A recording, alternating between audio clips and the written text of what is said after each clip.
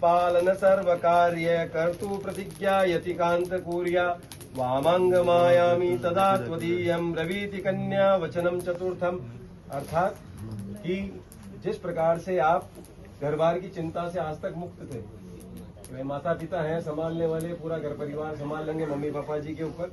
अब आपने विवाह किया है तो आपको कुटुंब का भरण पोषण अपने ऊपर लेना होगा, पत्नी का भरण पोषण करना है आपको।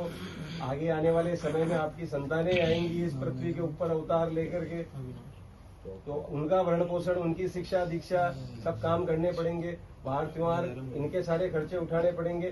तो आप सब अगर वो वहन करने में सक्षम है और स्वीकृति प्रदान करे तो ये वामांग में आने को तैयार है। स्वसत्य कार्य व्यवहार कर्म व्यये मामापि मंत्रयेता वामांग मायामी तदा त्वदीयम भृते वचे पंचमत्र कन्या। अब आज तक आपने जो भी अपने कमाई की उसको कहीं भी इन्वेस्टमेंट करेंगे तो वित्तीय कार्यों के अंदर आगे प्लॉट खरीदना है, मकान खरीदना है, कार खरीदनी है, तो अपने धन का सदुपयोग कैसे करना। तो अभी आपकी मित्र है तो आपको इनसे मंत्रणा करके फाइनेंशियल डिसीजन बाद में लेना है, अकेले नहीं लेना है। अगर आपको अपने वित्तीय मामलों के अंदर इनकी सहमति स्वीकार्य हो तो ये वामंग में आने को तैयार है। अब इनको इम्प्लीमेंट भी जिंदगी भर करना है फिर अपने मारवाड़ में बॉर्डिंग हो रही है, लोग करते हैं है जी। कितने लोग करते हैं? देखिए करना तो चाहिए, आप करते हो? अब जितना हो सके उतना निभाते हैं। आप अपना अपना करो। सविदे सखी नाम दुतम न वा दुर्व्यसनम परेष्यम वामांगयामी तदा त्वदीयम ब्रुवीति कन्या वचनम सषष्टम।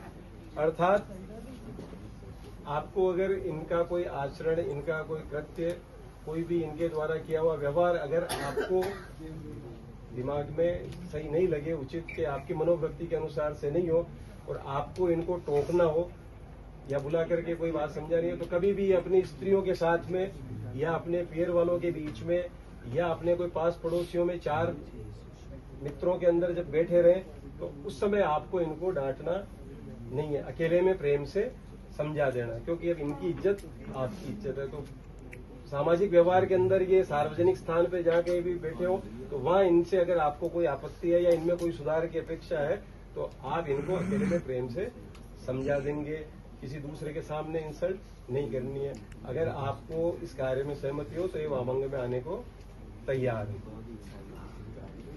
क्योंकि इनका मान सम्मान, अब ये आपके घर की लक्ष्मी है तो आपके घर की लक्ष्मी का ध्यान आपको स्वयं रखना है।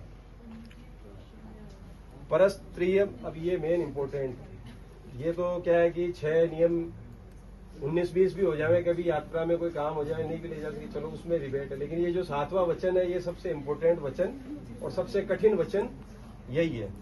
और हर स्त्री क्या अपने पति से बस ये बात मान लेवे तो उसको 17 अपराध माफ कर देती है, एनओसी मिल जाती है।